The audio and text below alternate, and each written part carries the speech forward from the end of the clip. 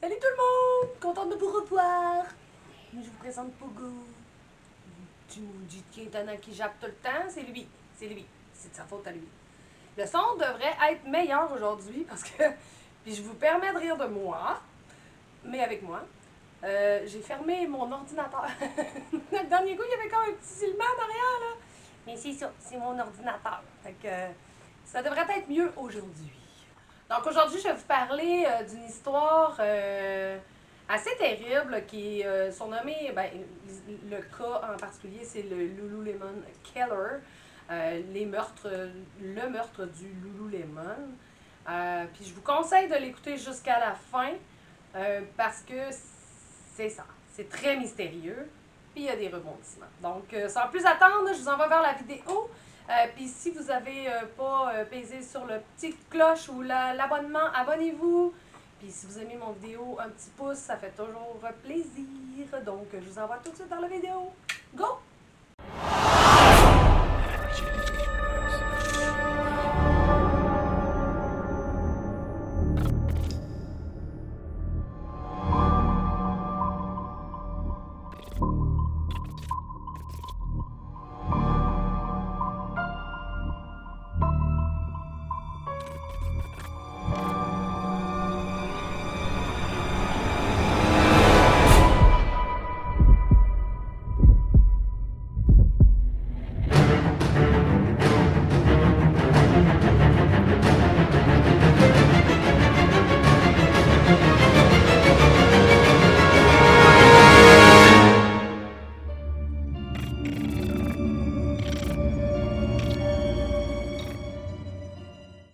Le vendredi soir, 11 mars 2011, deux employés du Lululemon, je fais une petite parenthèse de Lululemon, pour ceux qui ne connaissent pas, c'est une boutique de vêtements athlétiques, plutôt destinée pour l'entraînement, mais beaucoup très yoga. Des vêtements quand même assez haut de gamme, c'est top, là, c'est du beau style. Là. Donc, c'est ça. Le vendredi soir, deux employés ferment la boutique. Donc, Jenna Murray et Brittany Norwood ont fermé le magasin pour la nuit, le vendredi soir. Sauf que Brittany a réalisé qu'elle avait oublié son portefeuille dans le magasin, donc ils sont retournés dans le magasin, les deux. Puis c'est à ce moment-là qu'il y a deux hommes masqués qui vont se faufiler avec elle. Et ça va finir par le meurtre brutal de Jenna et l'agression sexuelle de Brittany avec un saint-tambour. Donc, c'est le matin du 12 mars que la gérante de la boutique arrive à la boutique Lululemon de la ville de Bethesda, dans le Maryland. Puis elle va y trouver les lumières qui sont pas fermées dans sa boutique, puis la porte déverrouillée. Sa première pensée, c'est de penser peut-être qu'un autre employé est arrivé avant moi, mais elle a un peu peur, fait qu'elle va demander à un employé à côté de la boutique Apple de rentrer avec elle là, pour faire ça. C'est quand les deux ont rentré, ils ont vu le magasin totalement à l'envers, qui avait été dévalisé. Puis en entrant, ils entendent un gémissement dans le fond de la boutique. Puis ils découvrent le corps de Jenna et Brittany qui est ligoté. Donc c'est là qu'elle va appeler le 911. County 911, what is the emergency? Two people in the back of my store. One person seems dead and the other person is breathing. The door was open this morning. I think one of my managers came in to open it. Someone tied her up. I need an ambulance right away. Les deux femmes ont été identifiées comme les deux employés qui ont fermé la boutique la soirée précédente. Brittany Norwood, qui a 29 ans. Elle est la sixième d'une famille de 9 enfants, de 9 frères et sœurs. Elle provient de la ville de Seattle. Elle a été élevée dans une famille moyenne. Elle a été une championne au soccer. Puis, elle est diplômée de son lycée en 2000 à peu près. Elle a 29 ans. La deuxième étant Jenna Murray, 30 ans. Elle est originaire du Texas. Puis, elle travaille à temps partiel au Lululemon. Mais elle étudie aussi à l'université en marketing et affaires. Puis elle avait trouvé le travail parfait parce que elle adorait, c'est une fille qui adorait les activités physiques, le yoga surtout. Elle aimait aussi le saut à élastique. C'est une fille brillante, puis elle rêvait d'aller habiter dans le Pacifique avec son amoureux, puis de l'épouser. Pour Jaina Murray, elle va être retrouvée dans une mare de sang avec au-dessus de 330 blessures distinctes sur tout son corps. Brittany, elle va être retrouvée les deux mains ligotées au-dessus de la tête avec une cravate à glissière. Elle va avoir des blessures superficielles, des coupures dans le front, sur la poitrine, sur les jambes, sur les mains. Puis elle va avoir une coupure aussi en parallèle avec son pouce. Puis elle va avoir aussi le pantalon déchiré dans l'entrejambe. Elle va être tout de suite transportée à l'hôpital pour soigner ses blessures. Sur le corps de Jaina, c'était un massacre. Même selon la médecin légiste qui a pratiqué son autopsie, Mary Ripples, elle va faire état de 331 plaies sur son corps, le plus grand nombre de blessures qu'elle a jamais vues sur un être humain. C'est épouvantable. 105 blessures qui vont être défensives sur les bras et les jambes. Donc, elle a combattu la pauvre. La médecin légiste va aussi dire que la plupart du temps dans l'attaque, Jaina était vivante.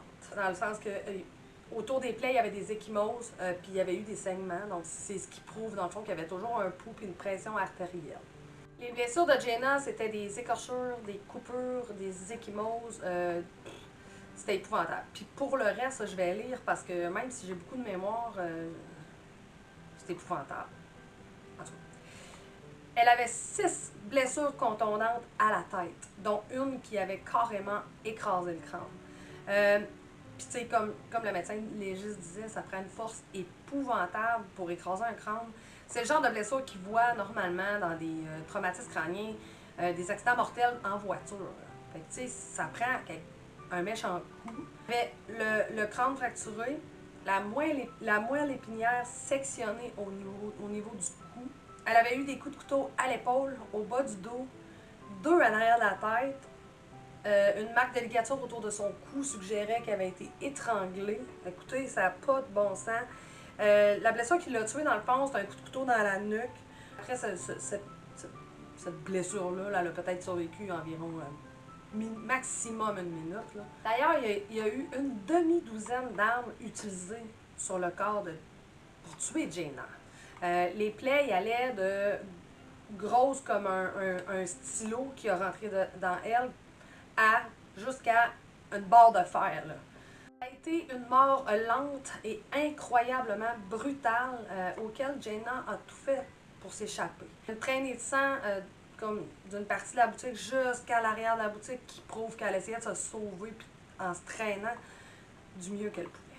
Dans la boutique, les enquêteurs ont retrouvé des traces de chaussures de grandeur 14, puis les traces de Brittany aussi. Après avoir interrogé Brittany à l'hôpital, les enquêteurs ont comme plus connu un petit peu comment c'est arrivé.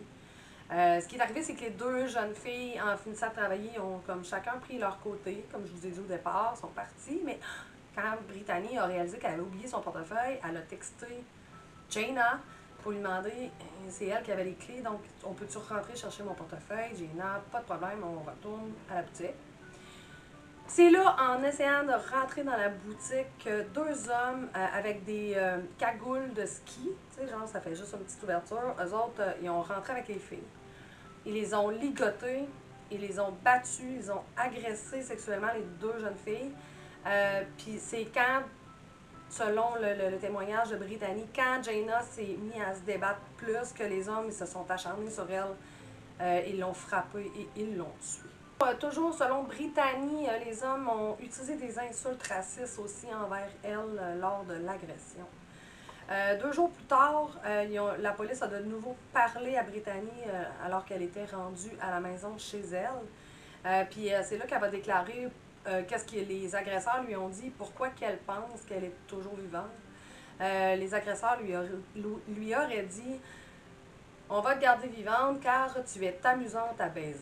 On va mentionner aussi que les agresseurs l'ont poussée sur le corps de Jaina, puis qu'elle avait extrêmement peur parce que les agresseurs connaissaient son nom et son adresse. Comme la boutique avait été complètement mise sans dessous et dévalisée, le coffre-fort était rendu vide, ça laissait présager comme motif le vol qui avait tourné en agression et en viol des 2 jeunes filles. Mais les- la force de l'agression envers Jenna laissait comme présager un motif plus personnel.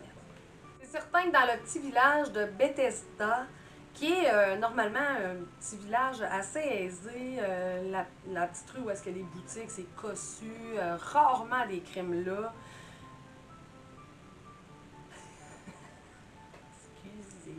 Donc, c'est ça, la police est à la chasse à l'homme et tout. Les résidents de la ville et tout se sont dit super anxieux, surtout quand la nuit tombait.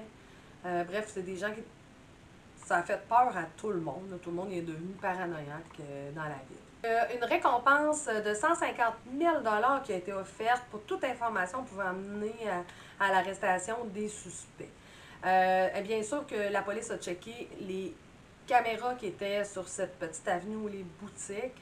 Puis ils ont vu à l'heure approximative du crime 2 hommes qui marchaient ensemble.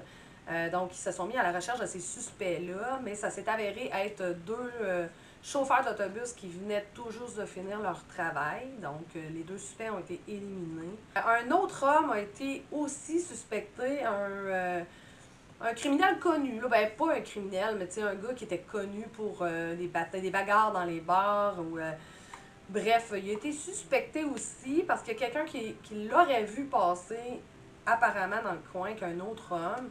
Sauf qu'ils l'ont trouvé à l'hôpital, puis ça faisait comme 2-3 jours qu'il était à l'hôpital. Il s'était battu avec un autre homme, justement, pour une chicane de football, là, probablement dans un bar. Puis le sang qui était retrouvé sur ses vêtements était effectivement pas le sang ni de Jenna ni de Brittany. Donc c'était vraiment le sang de l'homme avec qui il s'était battu. Puis l'homme avec qui il s'était battu était un très bon alibi. Donc encore là, ça a été infructueux. Ce qui était bizarre dans l'événement, c'est que Brittany s'en était sortie avec que des petites blessures superficielles quand Jenna, elle, avait été comme solidement assassinée, là, 331 plaies de couteau, d'étranglement, de coups. Écoute, c'était visé. Là. Donc ça a comme un peu... C'était bizarre un peu dans l'événement. Puis en plus, les hommes qui ont agressé Jenna et Brittany, ils n'avaient pas emmené leurs armes. Ils ont pris les armes qu'il y avait dans la boutique. Genre, tu vas faire un vol, mais t'emmènes pas tes armes. C'est comme, ils ont oublié leur outil de travail. L'auto de Jenna, pour sa part, a été retrouvé 3 blocs plus loin de la boutique. C'est sûr que là, ils l'ont passé au peigne fin, puis à l'intérieur de la voiture, ils ont trouvé le sang de Brittany et le sang de Jenna. Après toutes ces analyses-là, la police va demander le 16 mars, soit 5 jours plus tard de l'événement, à Brittany de se rendre au poste de police pour prendre des échantillons de ses cheveux, ses empreintes digitales, pour pouvoir l'éliminer de la scène de crime.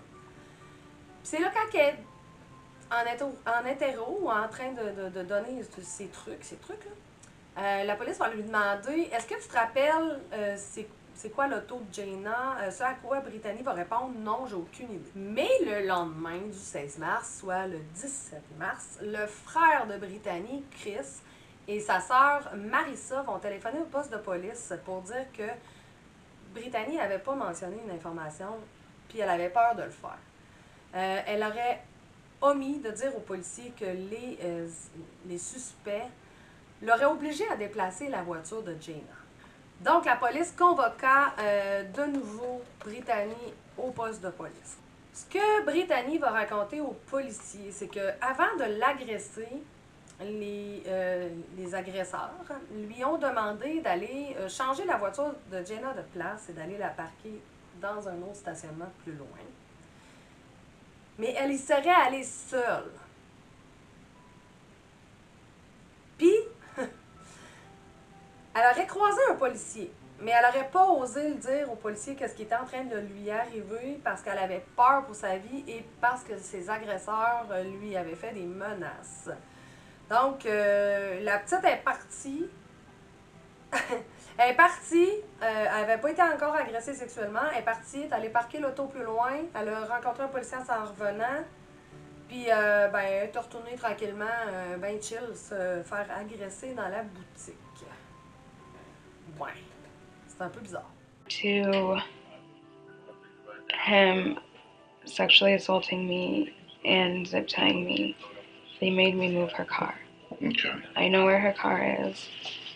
I remember seeing a cop and I was just too scared to even flag him down, do anything. Suite à ça, les enquêteurs vont se mettre un petit peu plus à fouiller le dossier de Brittany. Puis il y a plusieurs choses qui vont red flag à côté. C'est Brittany, dans le fond, elle était renommée pour être une voleuse compulsive. Allant même jusqu'à voler ses amis, sa famille. Elle était aussi reconnue pour être une menteuse.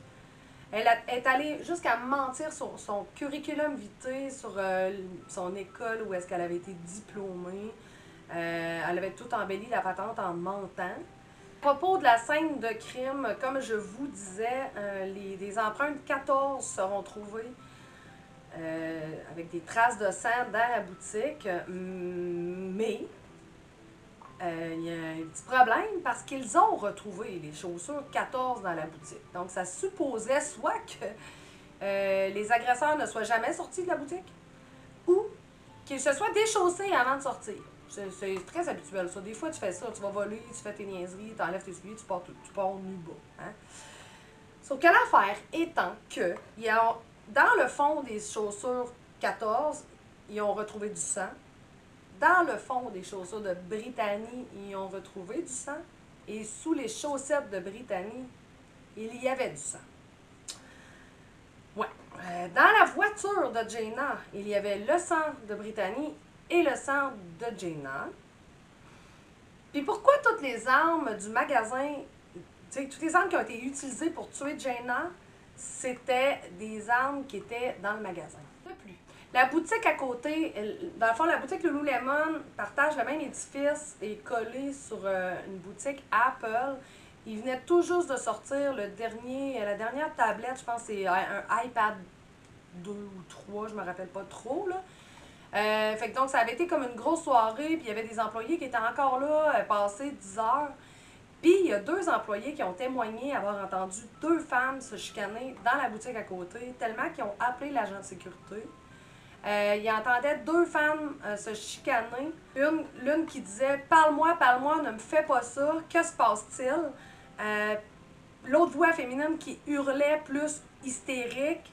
À un moment donné, ça s'est calmé, donc c'est là qu'ils ont fait comme « Oh, bon, ok, peut-être qu'ils chicanaient. » Puis c'est là qu'ils ont entendu « God, Dieu, aidez-moi, s'il vous plaît, aidez-moi. » Mais jamais, jamais, jamais les 2 employés vont avoir entendu une voix d'homme.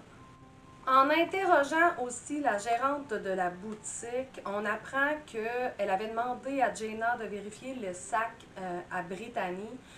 Ça, c'est une pratique qui arrive souvent dans les magasins. Même moi, ayant travaillé dans le commerce au détail, quand on sort de la boutique, on ouvre nos sacs, on montre si on a du stock. Mais il y avait une raison pourquoi elle avait demandé d'être beaucoup plus prudente avec ça. C'est que il y avait eu quelques vols, OK?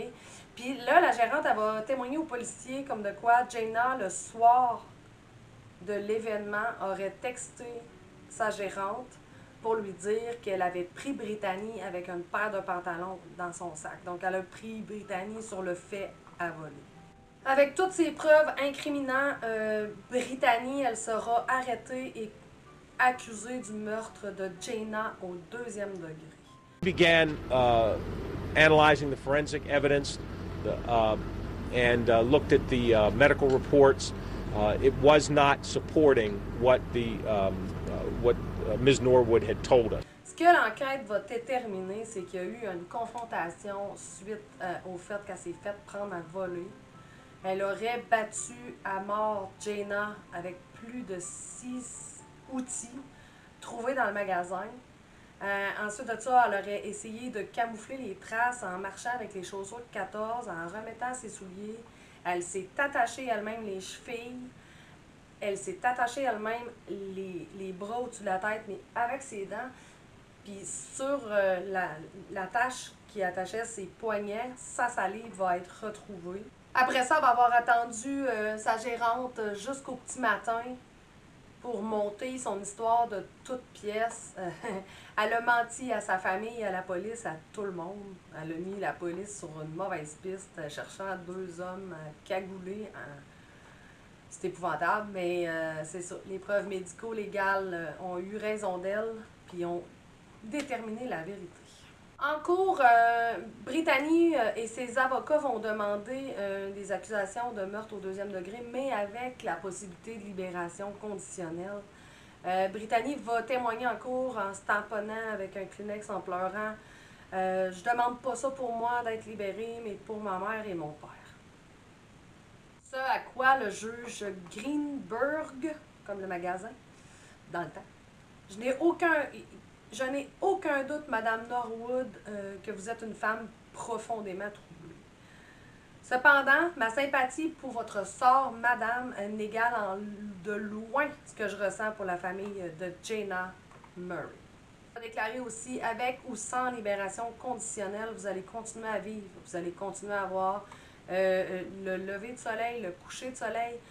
C'est peut-être à travers une fenêtre de prison que vous allez vous souhaiter joyeux Noël, vous allez vous appeler ou vous parler. Mais Jayna Murray, les seules visites qu'elle aura, c'est sur sa tombe. Le juge a aussi déclaré que pendant toutes ces années de carrière sur le banc, il n'avait jamais vu une attaque aussi sauvage, de sang-froid, brutale, calculée, délibérée, sournois, malveillant. La sauvagerie du meurtre, dira-t-il, n'est rien de moins que stupéfiante pour moi. Donc, quand il va faire le prononcé de la sentence, il va y avoir plus de 200 personnes qui vont applaudir en cours. Puis, je pense que j'aurais applaudi moi aussi. Donc, c'est ça ma petite histoire d'aujourd'hui. J'espère qu'elle vous a plu. Je m'excuse des détails, mais j'avais pas le choix de les mettre parce que c'est épouvantable ce que Jayna Murray a vécu, pauvre femme qui avait tout l'avenir devant elle. Donc c'est ça. Donc je vous dis bye bye, puis on se revoit la semaine prochaine. Bye!